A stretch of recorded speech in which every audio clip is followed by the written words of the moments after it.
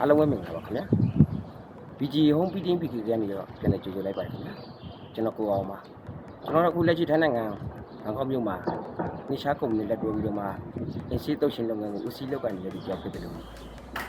BG Home Beating PK ကခေါင်းလာတူလို့ဖြစ်ပါတယ်ခင်ဗျာကျွန်တော်ဒီနေ့ရောက်ရှိနေတဲ့နေရာကတော့စမှုပကံပန်ဖီမှာရှိတဲ့ဒီဖြူဝဲကုမ္ပဏီမှာကျွန်တော်တို့နေရှားကုမ္ပဏီကနေတာဝန်ယူဆောက်လုပ်ပေးထားတဲ့အိမ်၃လုံးကိုကျွန်တော်တာဝန်ယူစစ်တုပ်ပြီးမှဖြစ်တဲ့အတွက်ကျွန်တော်ဒီနေ့ဒီဖြူဝဲကုမ္ပဏီမှာဒီအိမ်ကိုကျွန်တော်လာကြည့်နေခြင်းဖြစ်ပါတယ်ခင်ဗျာအဲ့တော့ကျွန်တော်လည်းအတူနေရှားကုမ္ပဏီကဆောက်လုပ်ပေးထားတဲ့အိမ်ပုံစံဒီဇိုင်းဘယ်လိုရှိလဲဆိုတာသိရအောင်ကျွန်တော်လည်းအထဲဝင်ပြီးတော့ကိုပဲလေ့လာကြည့်လိုက်ရအောင်လားခင်ဗျာ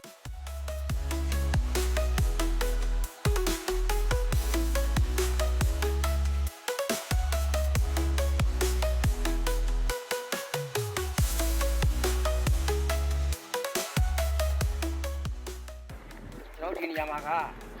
စိုက်အစ်တက်နေရဖြစ်တဲ့အတွက်မို့ကျွန်တော်တို့ဒီနေရာမှာမြင်ရမှာကအိမ်ပုံစံဒီဇိုင်းနှစ်မျိုးစောင့်ထားတာကိုကျွန်တော်မြင်ရမှာဖြစ်ပါတယ်ကျွန်တော်အခုဒီနောက်မှာစောင့်ထားတဲ့အိမ်ဒီဇိုင်းကကျွန်တော်တို့လုံးချင်းပုံစံနှစ်ဆောင်ပြအိမ်ဖြစ်ပြီးတော့ကျွန်တော်တို့ဘိုးမှာစောင့်ထားတဲ့အိမ်ကတော့တိုင်းရပုံစံတွေ့လိုက်စောင့်ထားတာကိုမြင်ရမှာဖြစ်ပါတယ်ခင်ဗျာအဲ့တော့ဒါတော့တစ်ခါ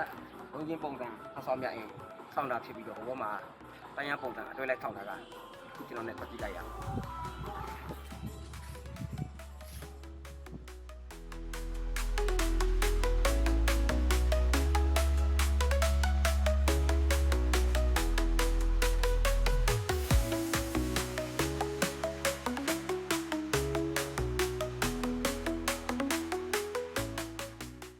ဒီဇိုင်းကို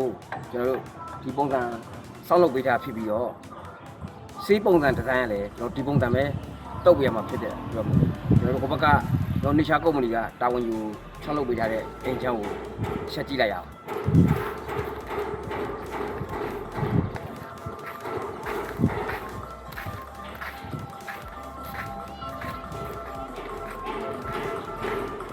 ဒါတော့ကျွန်တော်တို့နေရှားကုမ္ပဏီကတာဝန်ယူဆောက်လုပ်ပေးထားတဲ့အုပ်စီချောကန်ကျွန်တော်အိမ်ချမ်းမဖြစ်ပါဘူး။ဒါအပြင်ဘက်ကချက်ထားတဲ့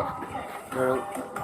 ပုံးချပြီးသားအနေထားဖြစ်ပါတယ်ခင်ဗျာ။ကျွန်တော်ဟိုဘက်မှာမြင်ရတာတော့ဘာမှမလုပ်ရသေးဘူးကျွန်တော်တို့အုပ်စီထားတဲ့စံပဲဖြစ်ပါတယ်ခင်ဗျာ။